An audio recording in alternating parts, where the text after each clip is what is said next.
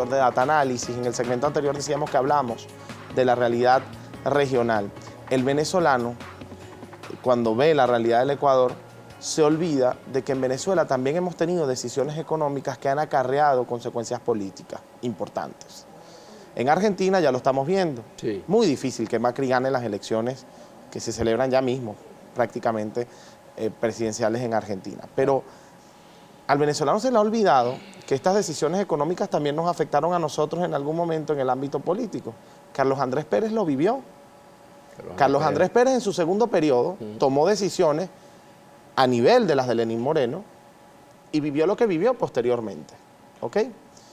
Lenín Moreno hoy, en Ecuador, ha tomado decisiones que van directamente vinculadas a la economía, que según su criterio y el de muchos especialistas, a corto y largo plazo van a beneficiar de forma directa a la economía ecuatoriana. Correcto. Porque la eliminación de concesiones en un país en donde había demasiado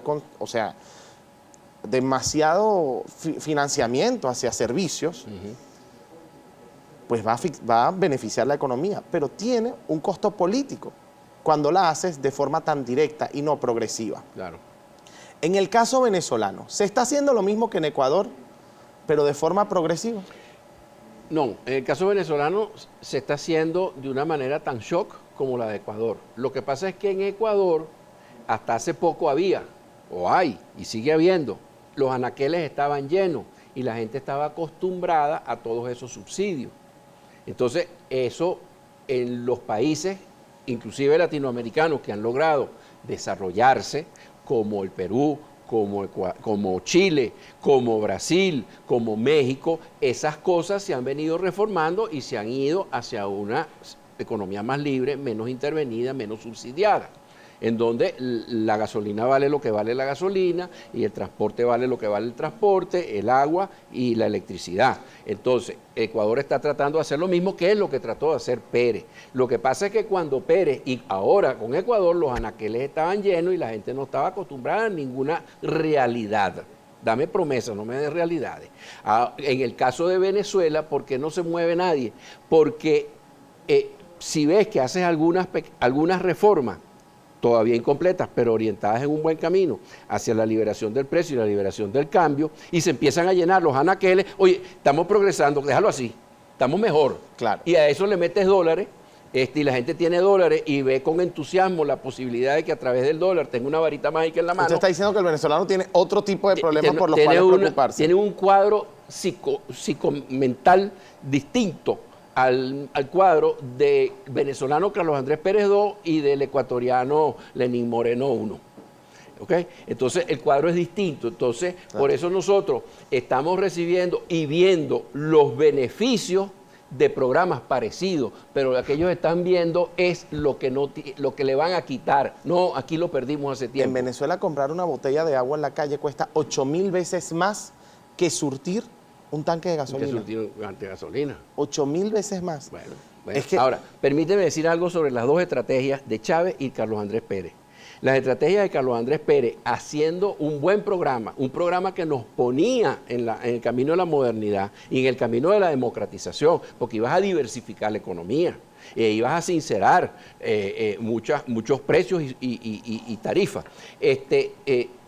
Vendiendo una cosa buena, sin embargo, las estrategias no fueron las más adecuadas. Fue demasiado economicista, demasiado sesgado hacia la economía, demasiado shock y con una escasísima comunicación y explicación, convencimiento, educación a la masa de qué era lo que estabas haciendo. Para los que dicen que la política no es importante, ahí está la importancia de la política. Y escasa negociación hasta con su propio partido. ¿Okay? Aunque rescataste las decisiones correctas, pero no comunicadas de la forma correcta. La orientación correcta con una estrategia inadecuada. Sin embargo, viene Chávez después y vende un programa pésimo, pero progresivamente, con un nivel de comunicación y esfuerzo por convencer a toda la población increíble, con un manejo complejo de la situación, entendiendo que todo es un cuero seco, que tú te pisas aquí y se levanta por allá, y atendiendo a todos los aspectos, no solamente a la economía, y no negociando, porque el caso de Chávez no era una cuestión de negociación, pero sí tenía una forma muy curiosa de manejar los intereses de los sectores. Afectaba o golpeaba el interés de un sector por un tiempo, por una semana, y luego le bajaba la presión, luego le dedicaba al otro, y así los iba cansando a todos. Entonces tuvo una estrategia completamente diferente, vendiendo una cosa mala que tiene 20 años, y Carlos Andrés Pérez no pudo completar su periodo porque le faltaron 8 meses. Ok. Ahora, hay un tema también importantísimo acá. Si el presidente Maduro llamara a economistas como usted y le dijera a usted mismo, vamos a sentarnos porque hay que armar una estrategia adicional en el tema económico, ¿se sentaría con él? Claro. Claro. ¿Nunca ha pasado? ¿Qué es lo que pasa? En un libro, el último libro publicado mío, Escenarios de Venezuela 2017-2030, hago un análisis de 200 años de historia republicana y de los 13 cambios de regímenes. En todos los 13 cambios de regímenes, lo que fundamentalmente se destaca es que una minoría se organiza para desestabilizar a la minoría que está en el poder, y esa minoría llega sola al poder y manda para sí misma. Excepción, bueno, lo que fue pasando con el régimen gomecista, ya llegando a López Contreras y mucho más abierto con el general Medina, que yo creo que es uno de los mejores gobiernos que ha tenido Venezuela. Son cambios de sistema y brusco. Luego Adey Copey del 59 en adelante. Pasaban de dictaduras a democracia. Ahí obviamente el cambio es más brusco. Que hubo una concentración de poder mucho menor que la que había antes, pero sin embargo no hubo el suficiente pluralismo como para que las fuerzas de cada uno de los sectores se activaran y no dejáramos un 60% de pobres cuando Chávez recibió el poder. Lo recibió con 60% de pobres. Que hoy en día se hable de 87% de pobres es una desgracia, y es todavía más. Ahora, pero no fue suficiente. Entonces, ¿cuál es el mensaje de todo esto? A nosotros no nos interesa a quién nos gobierne, a nosotros nos interesa es cómo nos gobiernan. Entonces, si entendimos, como entendió Deng Xiaoping, siguiendo siendo el Partido Comunista y siguiendo manteniendo una política comunista, bueno, vamos a hacer una cosa, vamos a seguir siendo comunistas en lo político, pero vamos a comer en lo económico con el capitalismo mundial, bueno, entonces hay que hacerlo. Hay que hacerlo, porque mientras las élites discutimos cuáles son los mejores modelos y las ideologías más adecuadas, el pueblo se muere de hambre. Claro, pero también acá hay un tema. Si sigue Maduro, no eliminan el bloqueo. Bueno, mira, el artículo mío de hoy dice, bueno, mira, ¿y por qué Maduro no negocia el que se adelanten las elecciones a cambio que eliminen las sanciones? Y se busca un buen candidato, un candidato que no sea dentro del chavismo, que no sea polarizador, un candidato que tenga carisma, un candidato que de repente tenga hasta alguna experiencia empresarial, que sepa lo duro que es pagar 15 último en una empresa. Oye, mira, y con un elemento adicional, que Maduro no es Chávez.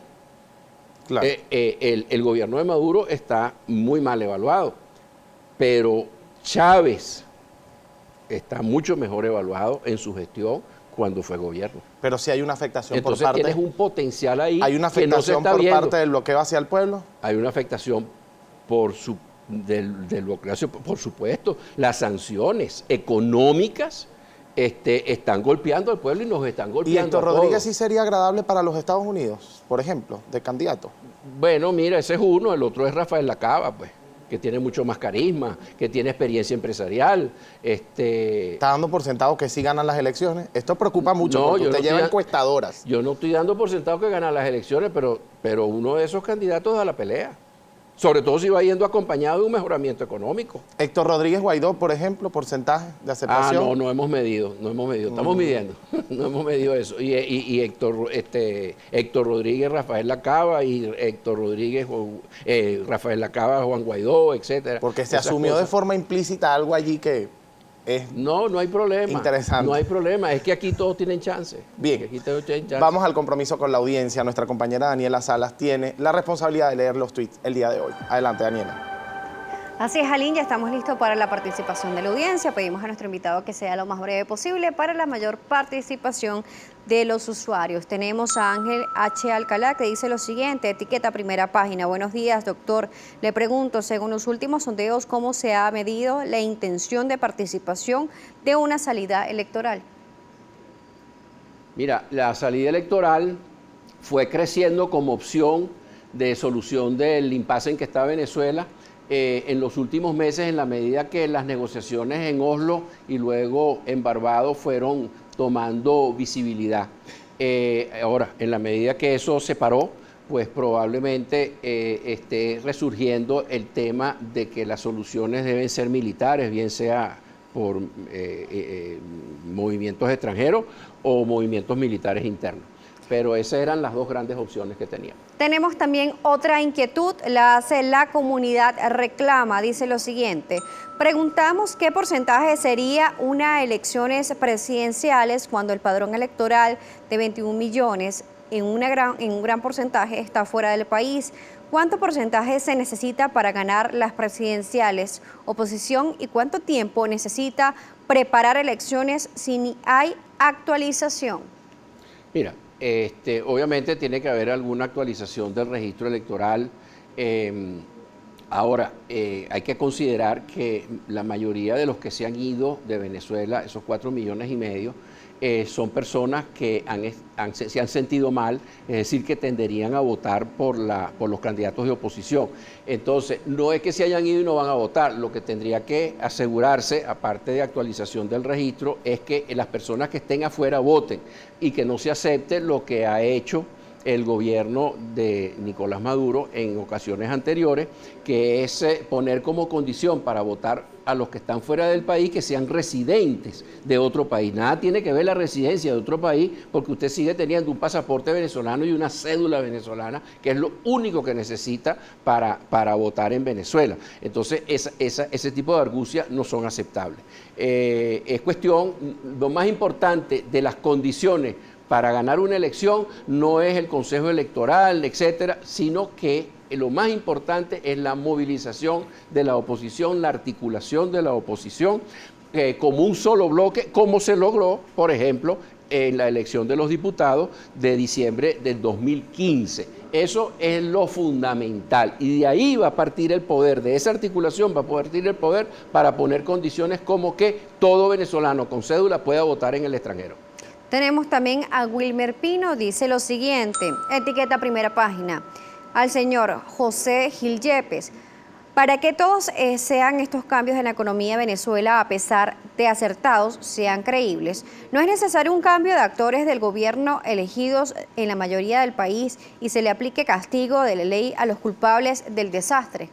No, nada tiene que ver las decisiones que se tomen en la economía y la confianza que se pueda crear en nuevas reglas económicas con quién lo hace, ni con castigar a los que alguien perciba que requieren de un castigo. Esas son cosas que no deben mezclarse y en el caso de China y de Deng Xiaoping, la transformación de China después de la muerte de Mao Zedong fue muy cuidadosa. Deng Xiaoping tuvo que evitar choques internos para que no le cortaran la cabeza, pero lo logró y cambió radicalmente la situación económica y los chinos hoy en día disfrutan de la cantidad de no pobres más grande del mundo dentro de un país, porque hay más chinos no pobres que todos los ciudadanos norteamericanos juntos y que todos los ciudadanos de Europa juntos. Es impresionante. Entonces, no mezclemos las cosas y los desagrados personales con una transformación económica, de la misma manera que no se debe meter todos los huevos en la misma cesta con el tema electoral. No, que las condiciones tienen que ser perfectas. Bueno, mientras más perfectas sean las condiciones y más le exija, más le está diciendo a alguien que no vote. Bien, nosotros, antes de pedir la entrevista, quiero que le respondamos al venezolano algo. Vamos. ¿Cuánto debe ganar el venezolano, número uno? Y número dos, ¿cuánto tiempo falta para que lo gane? Tiene muy poco tiempo para cerrar la entrevista. El tiempo para que lo gane depende de que se sigan realizando las transformaciones que ya hablamos en la economía. Ya empezamos. Bueno, entonces vamos a rematar, pues. Vamos a pagar deuda con acciones, vamos a renegociar la deuda, vamos a entendernos, vamos a sentarnos en una mesa, pero no una mesa de trabajo, no, sino una mesa de verdad, en donde vamos a ver cuáles son las condiciones para desarrollar a cada uno de los diferentes sectores de común acuerdo gobierno-empresa. Eso es fundamental. Entonces, esa velocidad la va a dar el cómo rematan este paquete de medidas. ¿Cuánto debe ganar el venezolano? Mira, en este momento, imagínate tú que un venezolano esté ganando al mes, esté ganando $2, cuando que ese venezolano hace 20 años ganaba 350. Bien. Entonces tiene que ganar 170 veces más. Nosotros agradecidos con el doctor José Antonio Gil Yepes, presidente de la Asociación Civil Centro Democracia y director de Data Análisis, quien nos hizo un recorrido interesantísimo por la economía venezolana, por algunos ejemplos que debemos tomar en cuenta y que son nuestros aliados, pero tomamos en cuenta la alianza, a lo mejor no para beneficio real, pero no tomamos en cuenta el ejemplo que han vivido ellos en su historia y su economía. Vamos a rematar ese análisis el jueves 17 de octubre en el seminario de escenarios de análisis. ¿Van a plantear soluciones? Sí, señor. Fundamentalmente enfocado en soluciones. Ojalá vayan muchas personas del gobierno entonces. Nosotros nos vamos a la pausa. En la próxima parte venimos con más.